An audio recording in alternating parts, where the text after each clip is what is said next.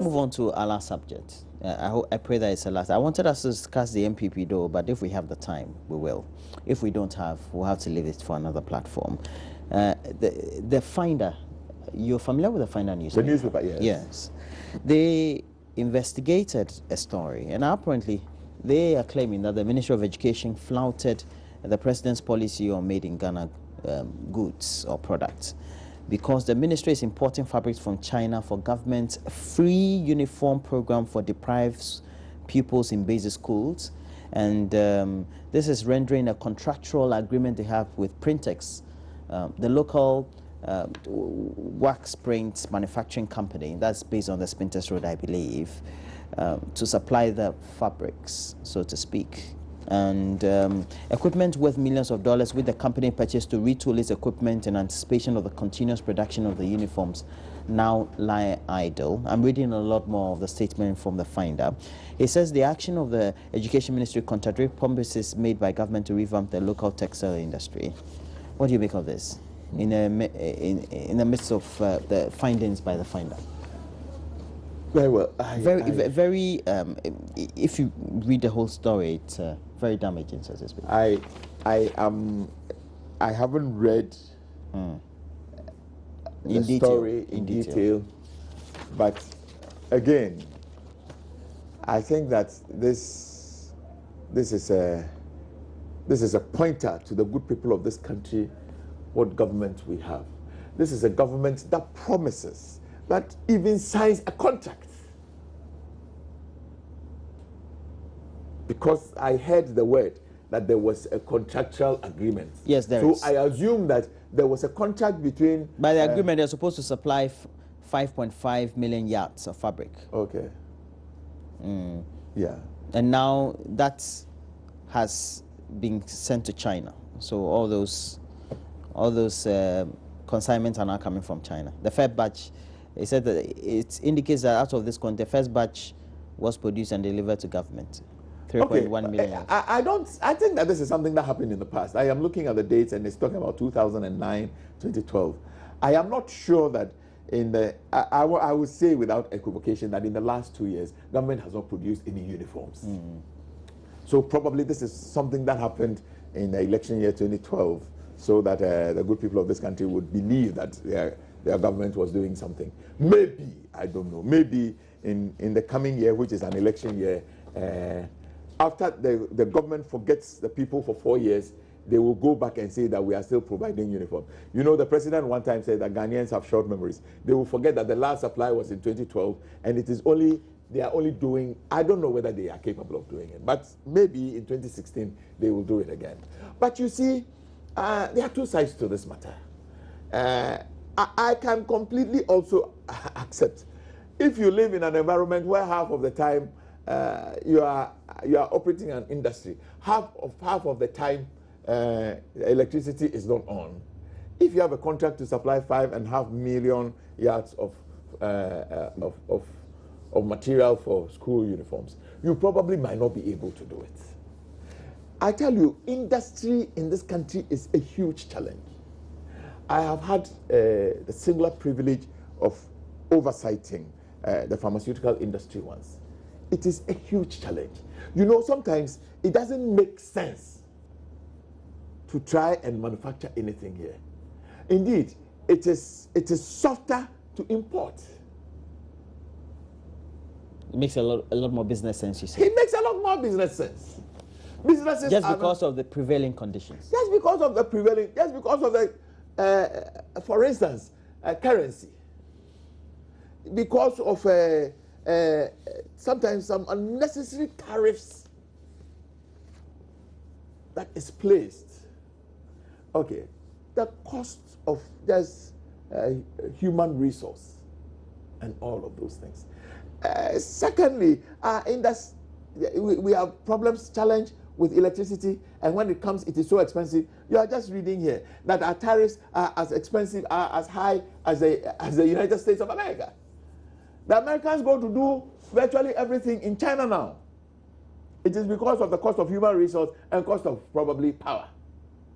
You know, so for the same reasons that somebody will not manufacture in America, those reasons prevail here.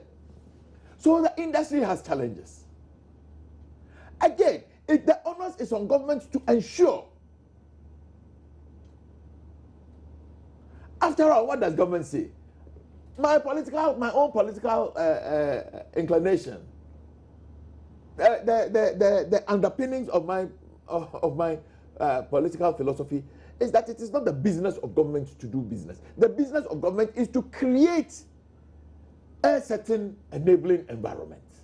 An environment where the company that was supposed to do this is Printex. Okay. Is to create an environment where Printex will be able to do this. Look, I know of what happens in several jurisdictions. India got to where they are today with their pharmaceutical industry because all sorts of incentives were given to them. And indeed, sometimes, I think we have something like that here, but I don't think that it works. Excuse me. Sometimes they know, because of the challenges, they are willing to give a margin for the local industry. If we want to buy 5.5 million yards of fabric from China, it probably will cost, again, hypothetical, it probably will cost 30 cents a meter. The production costs delivered here may be 40 cents. But I think the government must have the courage to say that I will want to support this industry. And you're saying that consistently that has been replicated in other jurisdictions. Oh yes, yes, yes. At least I know. I would not say that I know about everything, but I've had opportunity to interact extensively with the pharmaceutical industry in India.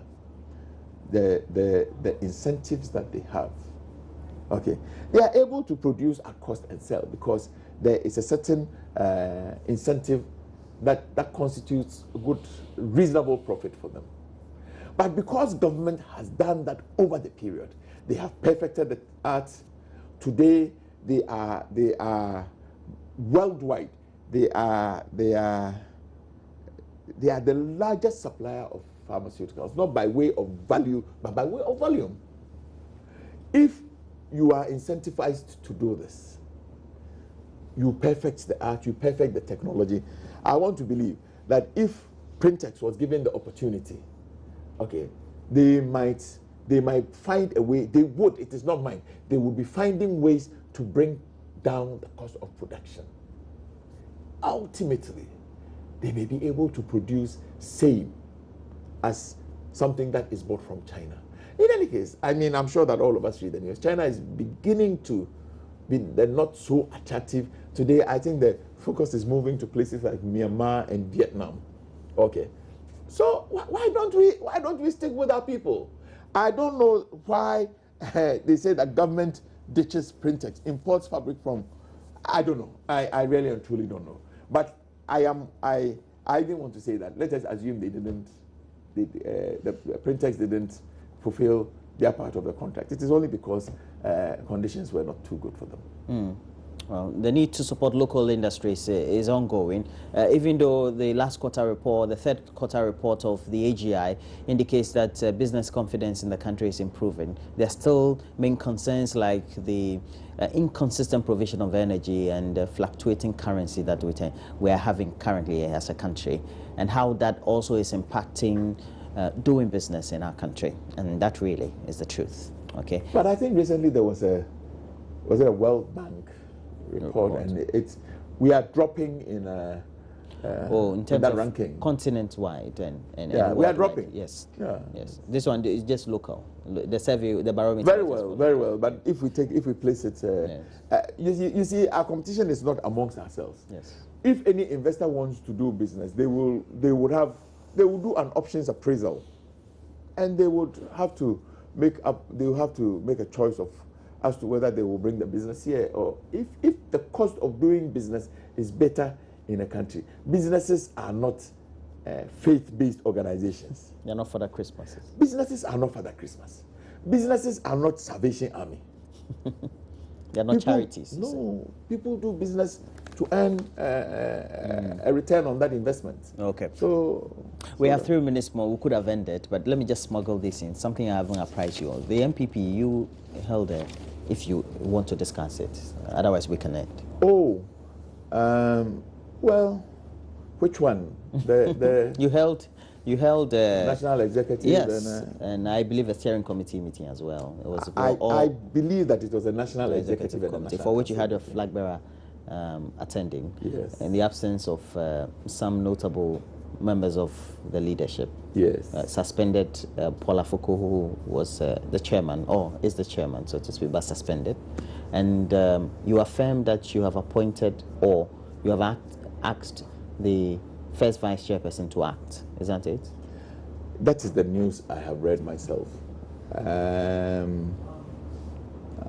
want to believe that the only reason why there are political parties is again, political parties are not faith-based organizations. MPP is not Salvation Army. MPP is a party, and the object is to mobilize and win political power so that the good things that we have, like we did between 2001 and January 6, 2009, we will be able to implement for the good people of this country to get the reliefs they look for.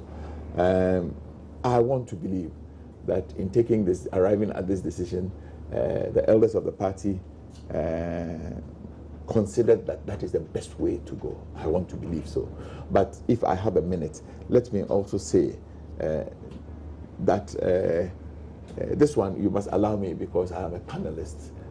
Free announcement that this evening at 6 o'clock, the flag bearer of the New Patriotic Party, Nana Addo Akufo-Addo, will be at Legon.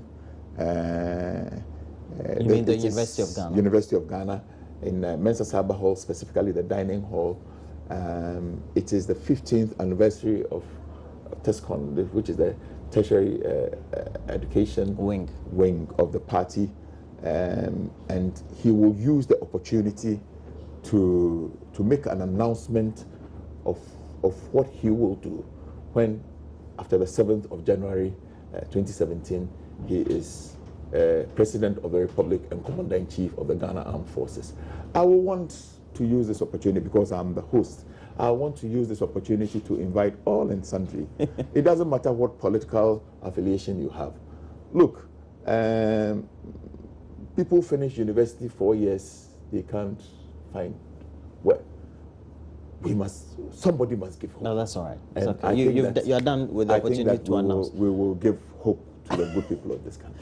Well, particularly, you've good political communication, be able to divert my attention from the subject, though, and that's it. Our time is up. Thank you very much, Emmanuel Tremantinge Jakon. He's a member of Parliament for Ayawaso West Wogon.